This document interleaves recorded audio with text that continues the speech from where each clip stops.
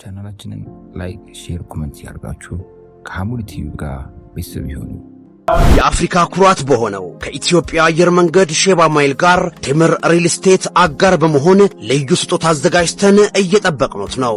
ታዲያ አዲስ ለሽያጭ ባወጣነው ሳር ቤት አደባባይ ከ30 በመቶ እስከ 35 በመቶ ልዩ የዋጋ ቅናሽ ጋር እንዲሁም በ20 በመቶ ቅድመ ክፍያ ባለ 1 መኝታ 69 ካሬ በ1.5 ሚሊዮን ብር፣ ባለ 2 መኝታ በ83 ካሬ በ1.9 ሚሊዮን ብር፣ ባለ 3 መኝታ 121 ካሬ በ2.7 ሚሊዮን ብር እንዲሁም በ900 ሺህ ብር ቅድመ ክፍያ የንግድ ቤት በፒያሳና በቡልጋሪያ መብራት ያገኛሉ።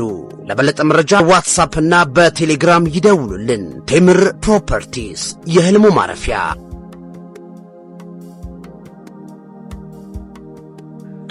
ولا تموتن إلا وأنتم مسلمون.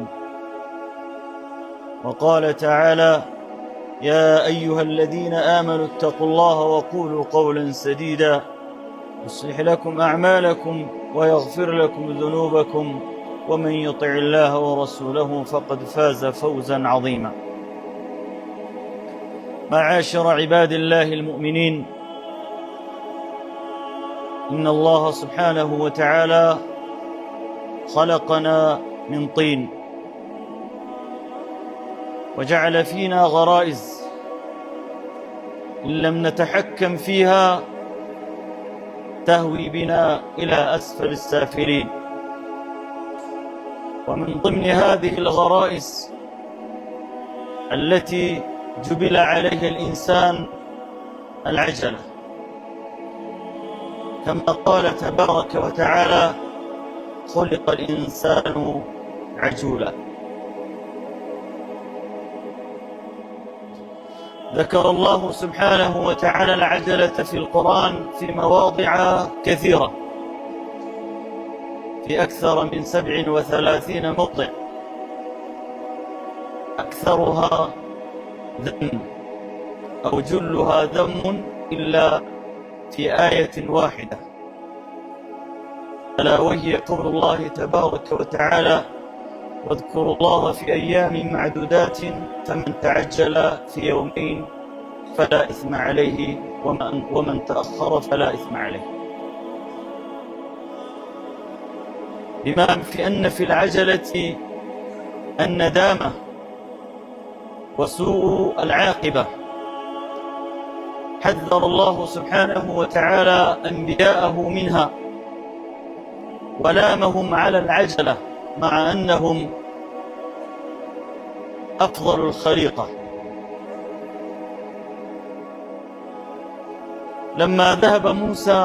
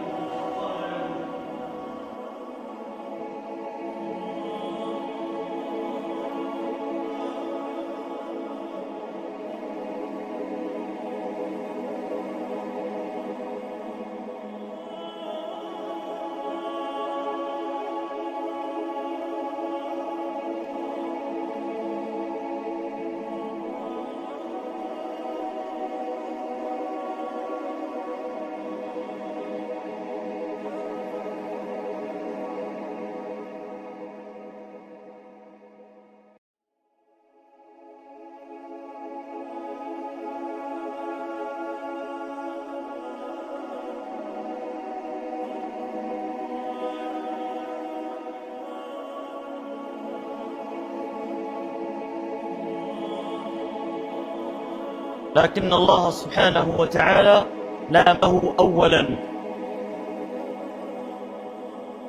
وكذلك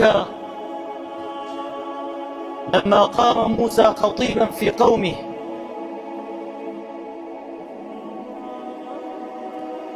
سره قومه في خطابه وأعجبوا ببلاغته وفصاحته، ثم قام أحدهم فقال له: يا موسى، هل هناك أحد أعلم منك وأفصح منك؟ ثم لما استعجل موسى في الجواب ولم يتأن فأجاب بقوله لا، لامه ربه سبحانه وتعالى فقال له اذهب إلى مكان كذا وكذا فإن بها عبدا تلاقيه. ذهب موسى عليه السلام ولقي عبدا من عباد الله الصالحين وطلب منه أن يتعلم منه، ثم قال له إنك لن تستطيع معي صبرا.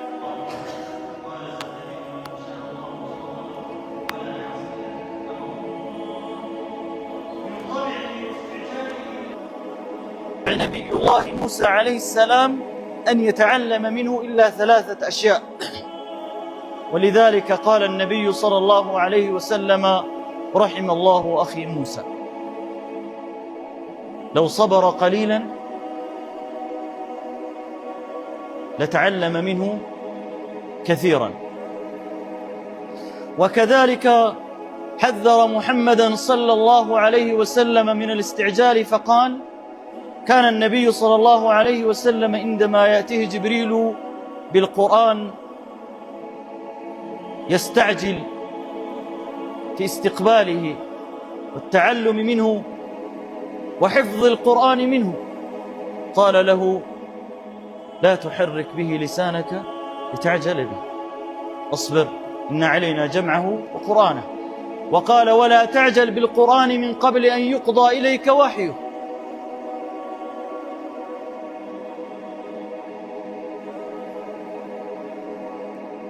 والله سبحانه وتعالى ذم العجلة لأنها تأتي بالشر، ويقول ويدعو الإنسان بالشر دعاءه بالخير وكان الإنسان عجولا.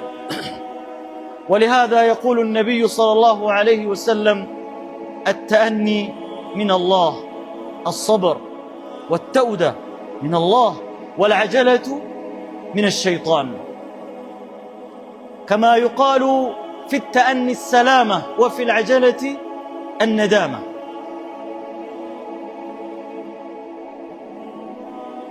لما استعجل قوم عاد ربهم سبحانه وتعالى في العذاب، لما استعجلوه ودعوه وتحدوا نبي الله أن يأتيهم بالعذاب الذي وعدهم إياه،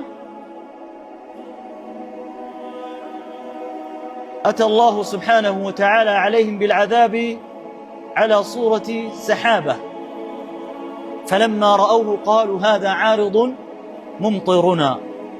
قال الله تبارك وتعالى لا، بل هو ما استعجلتم به ريح فيها عذاب أليم تدمر كل شيء بأمر ربها فأصبحوا لا يرى إلا مساكنهم.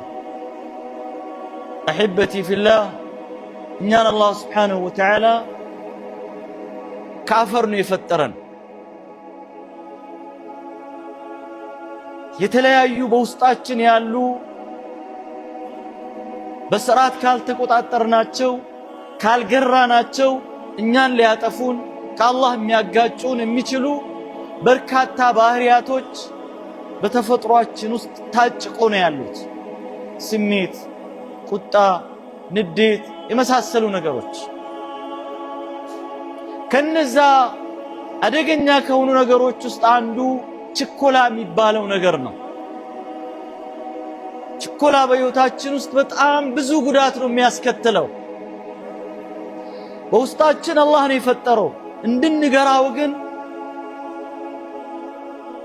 በሱ እንዳንራመድ አላህ ስብሓንሁ ወተዓላ ብዙ ምክሮችን፣ ብዙ መመሪያዎችን፣ ብዙ ተግሳጾችን ሰጠን በቁርአን። አላህ በቁርአን ውስጥ ከ37 ቦታዎች ስለ ችኮላ ተጠቅሰዋል።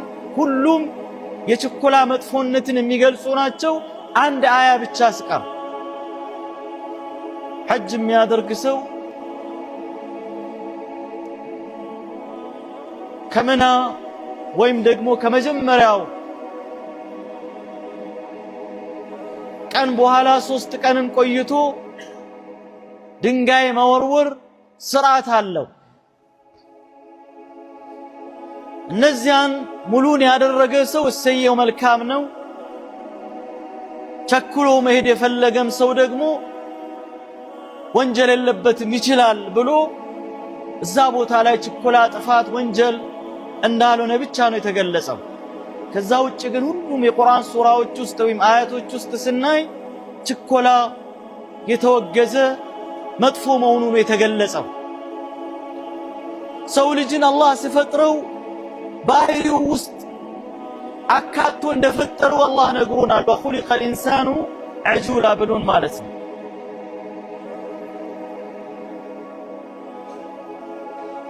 ሰው ልጅ መልካም ነገርን አላህ ሱብሓነሁ ወተዓላ ለምኖ እንደመጠበቅ መጥፎ ነገርንም ይጠብቃል ይላል በራሱ ላይ። ከመቸኮሉ የተነሳ መጥፎ ነገር እንዲመጣበትም ጭምር ያደርጋል።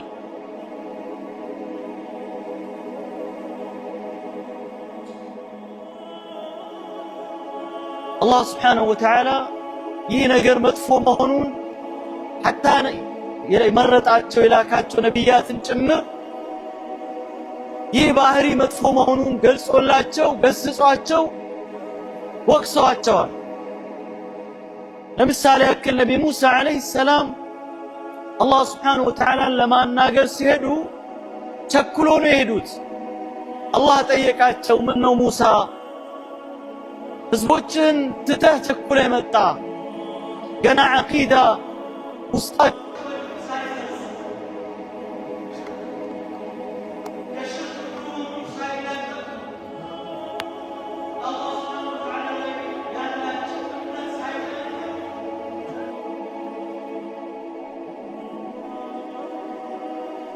ለማግኘት ነው ብሎ ነቢይ ሙሳ ግን ህዝቦች ጥፋት ፈጽመዋል ትተህ በመምጣት ብሎ ወቅሰዋቸዋል።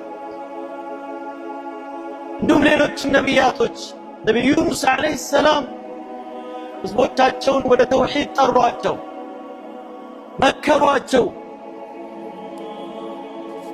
አልሰማ ስሏቸው ትቷቸው ወጡ። በጨለማ በባህር ውስጥ ተወረወሩ።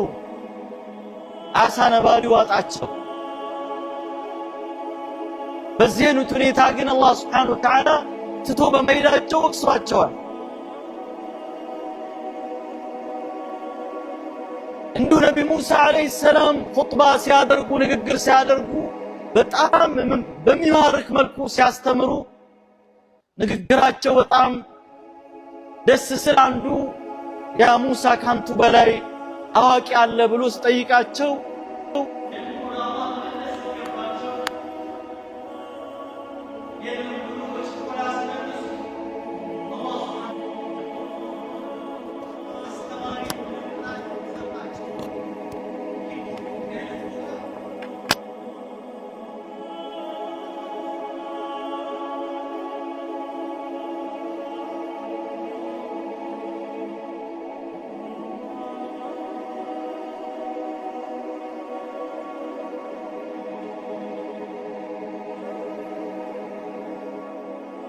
ልማር ነው የመጣሁኝ። አችልም ትዕግስት ያስፈልግሃል፣ ሰብር የለህም። ሰተጅዱኒ ኢንሻአላሁ ሳቢረን ወላ አዕሲ ለከ አምራ። ታግሳለሁ፣ ታጋሹኝን ታገኘኛለህ። እባክህን ጓደኛ ልሁን፣ አብሬውኝ ልማር። ከሶስት መውቂፍ ሊያልፉ አልቻሉም። ነቢ ሙሳ ምንም እንዳትጠይቀኝ፣ ከተከተልከኝ ከኔ መማር ከፈለግ እኔ ስለሆነ ጉዳይ ካልነገርኩ እንዳትጠይቀኝ ብሎ አስጠንቅቋቸዋል። አንደኛውን ሲጠይቁ ቅርታስ ብሎ ዝም ስሏቸው፣ ሁለተኛ ሶስተኛ ከሶስት በላይ አላለፉም። እንግዲህ ከኔ ጋር መሄድ አትችልም አሏቸው። የሶስቱንም ዝርዝር ነገሯቸው ማለት ነው። ከዛ ነቢዩ ዓለይሂ ሰላቱ ወሰላም ወንድሜ ሙሳን አላህ ይዘንለት ትንሽ ብቆይ ከኸድር ጋር ብዙ እውቀትን ይገብይልን ነበር አሉ። ምክንያቱም እሱ የሌላ ዓለም ዕልም ነው ያለው፣ በሌላ መልክ በሌላ ፐርስፔክቲቭ ነው የሚያየው። ነቢ ሙሳ ዓለይሂ ሰላም ደግሞ በሌላ መልኩ ነው የሚያዩት፣ አንድን ጉዳይ በተለያየ መልኩ ማለት ነው። ነቢያችንንም ዓለይሂ ሰላቱ ወሰላም አላህ ሱብሓነሁ ወተዓላ መከራቸው። ቁርአን ገና መጀመሪያ አካባቢ ሲወርድባቸው ቶሎ ቶሎ ለማሐፈዝ ለመያዝ ይቸኩሉ ነበሩ ረሱል ዓለይሂ ሰላቱ ወሰላም። መልካም ነበር ይህ ጉዳይ። ላኪን ላ ተዕጀል ነው ያላቸው አላህ። አትቸኩል፣ ረጋ በል እኛ እናስይዝሃለን። ወላ ተዕጀል ቢልቁርአን ሚን ቀብል አን ዩቅዳ ኢለይከ ወሕዩ ወቁል ረቢ ዚድኒ ዒልማ። አሕበቲ ፊላህ ሰው ልጅ በሕይወቱ ውስጥ ረጋ ብሎ ሚያጣው ይሻለዋል ቸኩሎ የሆነ ነገርን ከሚያገኝ ማለት ነው። አዎ ስለ ብዙ ነገር በመቸኮላችን በሕይወታችን ውስጥ ብዙ ጸጸትን እናተርፋለን። ባልና ሚስት ሲምፕል ኤግዛምፕል፣ ብዙ ትዳር የሚፈርሰው ሁለቱም ወይም አንደኛቸው ሰብር በማጣት ነው። ብዙውን ጊዜ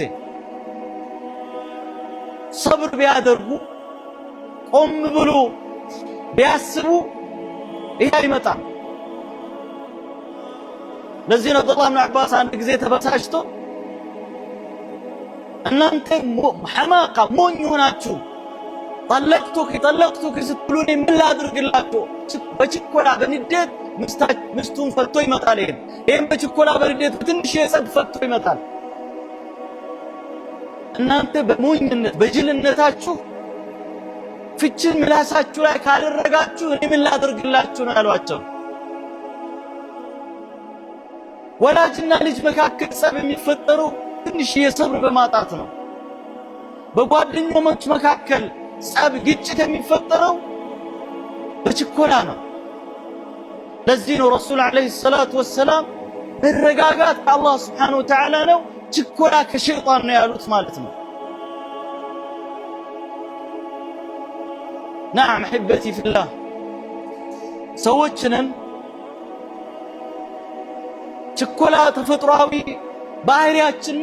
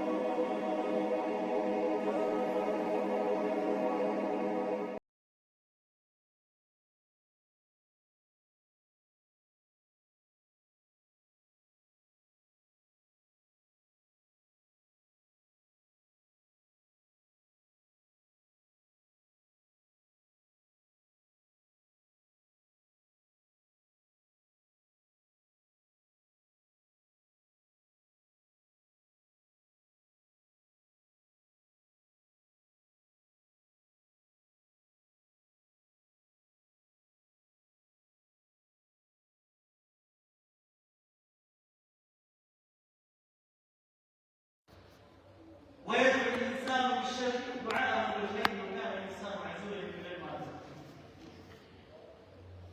إذا أحببت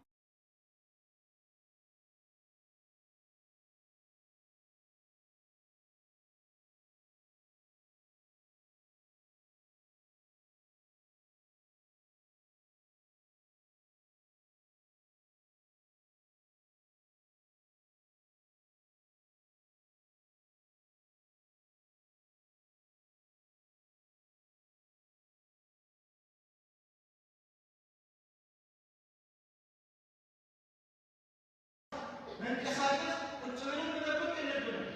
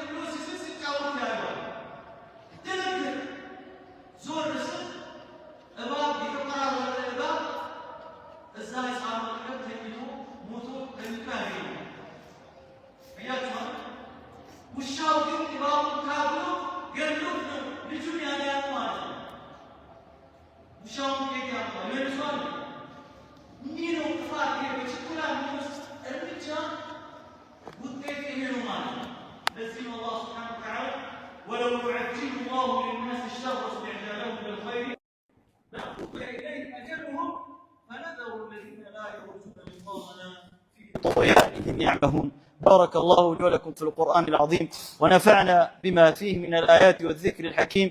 أقول قولي هذا وأستغفر الله العظيم لي ولكم ولسائر المسلمين من كل ذنب فاستغفروه إنه هو الغفور الرحيم والبر الكريم.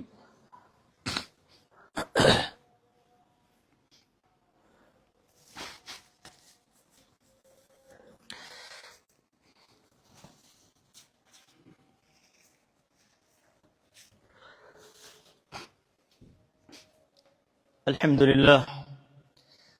لله رب العالمين، أصلي وأسلم على أشرف الأنبياء والمرسلين سيدنا وحبيبنا محمد وعلى آله وصحبه أجمعين. نبي عليه الصلاة والسلام لعند صحابة تهلاك ما ركستت. ይህ ሰሓቢ ከጎሳው ከህዝቡ ጋር ነብዩን አለይሂ ሰላቱ ወሰላም ለማግኘት ብሎ ግመሎቻቸውን ፈረሶቻቸውን ጭኖ ከሩቅ ቦታ መጡ። ሁላቸውም በለበሱት በቆሻሻ ልብሶቻቸው የመንገድ ልብሶቻቸው ጠረኑ ምኑም ይበራ እንዳለው እንደለበሱት ቶሎ ግመሎቻቸውን እዛው ትቶ ፈረሶቻቸውን እዛው ትቶ ረሱል ሰላምን ለማግኘት ቸኩሎ ገቡ። አንድ ሰው ግን ሰዎች ትቷቸው ሄዷቸውን ግመሎችንም መስመር አስይዞ ስርዓት አስይዟቸው ገላውንም ታጥቦ ከቦርሳ ውስጥም ነብይን ሊያገኙበት የሚገባን የክብር ልብሱን አውጥቶ ለብሶ መጨረሻ መጣ። ከዛ ረሱል ሰላም ይህንን ማዕረግ ሰጡት። ኢነ ፊከ ኸስለተይኒ ዩሒቡሁማ አላሁ ወረሱሉሁ። አንተ ውስጥ አሉት አላህና መልእክተኛው የሚወዱት ሁለት ባህሪያቶች አሉ አሉት። አልሕልሙ ወልአናህ፣ ታጋሽነት፣ ትሁትነት። ይህ ሰው አሸድ ኢብኑ ዓብድልቀይስ ይባላል። በህይወታችን ውስጥ እያንዳንዷ የምንራመዳትን እርምጃ ምንናገራትን ምንተገበራትን በሰብር ባደረግን ቁጥር ንዴቶቻችንን ችኩላዎቻችንን ያዝ ባደረግን ቁጥር ወላሂ ውጤቱ ያማረ ይሆናል። በተለይ በዚህ ዘመን ሰው ቸኩሎ ወሬ ለማዳረስ የሰማውን ነገር ለማናገር ፖስት ለማድረግ ሪፖስት ለማድረግ የሚሮጥበት ተጨባጭ አመደገኛ ሁኔታ ነው ያለው። ላኪን አላህ ስብሓነሁ ወተዓላ ቅድም ባልኳችሁ ቅሳ ላይ አላህ ቁርአን ነው ያወረደው። ኢንጃአኩም ፋሲቁን ቢነበኢን ፈተበየኑ ነው ያለው። ወሬ በሰማችሁ ቁጥር ቆም ብላችሁ ተብራሩ። ማን እንዳለ ለምን እንዳለ ከምን መነሻ ተነስቶ እንዳለ ለመልካም ማጣራት የሚባል ነገር በጣም ወሳኝ ነው። በችኮላ ግን አንድ ነገርን በአንድ አቅጣጫ ብቻ ሰምተን ወይም ደግሞ በአንድ አቅጣጫ ብቻ አይተን ምን ወስን ከሆነ በጣም በህይወታችን ብዙ ችግር ነው የምናመጣው። አንዳንድ ተማሪዎችን ብዙ ተማሪ ባለማወቅ አይደለም ብዙ ጊዜ ፈተና የማይሰራው። በቃ አንደኛ ከክፍሉ ቶሎ ሰርቶ ለመውጣት ብሎ ጫርጫራ ቆም ብሎ ግን እስከ መጨረሻ 10 ደጋግሞ ቢያይ የረሳውን ያስታውሳል። ቴንሽኑ በጣም ይቀንስለታል። ነርቨስ ሆኖ ወደ ፈተና የገባው ተማሪ ቁጭ ባለ ቁጥር እየሰከነ ይሄዳል። አእምሮ ይሰክናል። ያልገባው ነገር እየገባው ይመጣል። አንዳንድ ጊዜ በህይወታችን ውስጥ ቸኩለን ለምንድነው ረሱል አለይሂ ሰላቱ ወሰላም ሰሃቦችን እስቲኻራ አንድ ነገር እንኳን ከመወሰን በፊት እስቲኻራ አላህ ሱብሓነሁ ወተዓላ መለመን ዱዓ ማድረግ ካነ ረሱሉላህ ሰለላሁ ዐለይሂ ወሰለም يعلمنا الاستخارة كما يعلمنا سورة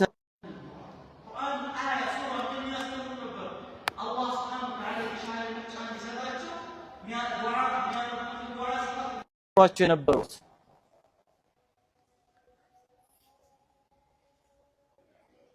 ምን ራመዳች በስራ ህይወት ይሁን ትዳር ላይ ይሁን ስራ ላይ ይሁን ምናደርጋቸው ማንኛቸውም እንቅስቃሴ በተለይ በትዳር ውስጥ ባልና ሚስት መካከል በልጆች አስተዳደግ ሰብር በጣም ወሳኝነት አለው።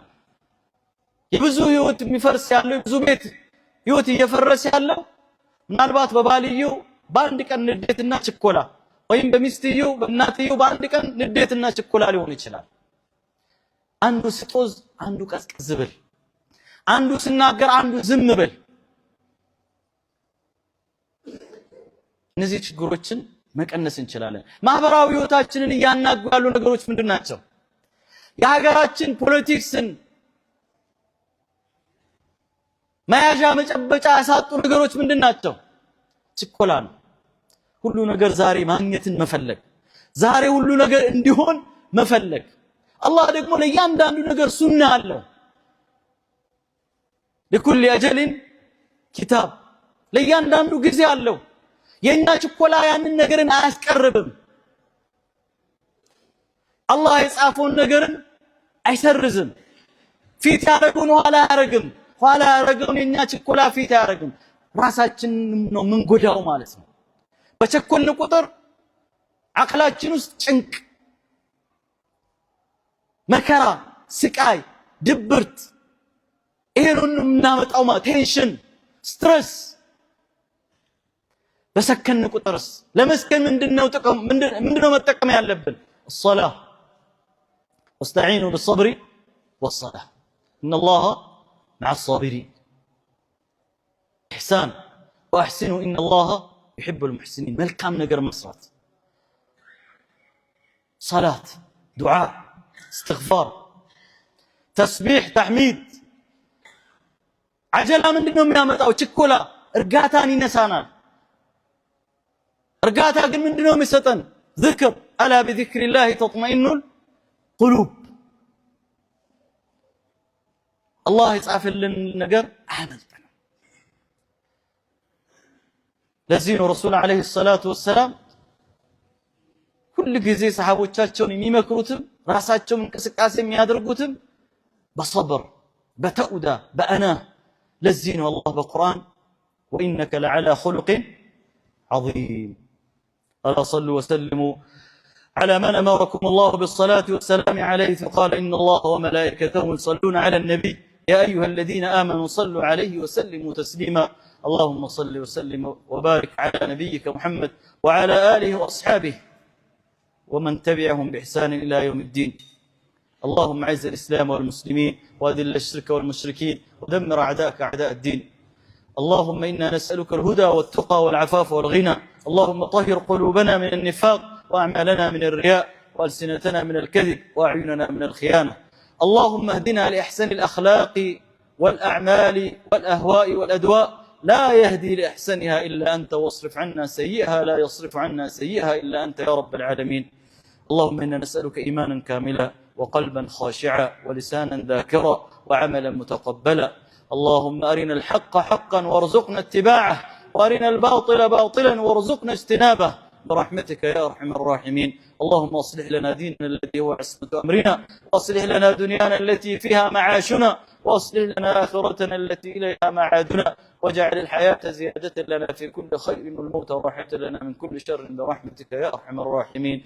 ربنا عليك توكلنا وإليك أنبنا وإليك المصير. ربنا آتنا في الدنيا حسنة وفي الآخرة حسنة وقنا عذاب النار. وصل اللهم على نبينا محمد وعلى آله وصحبه وسلم تسليما كثيرا.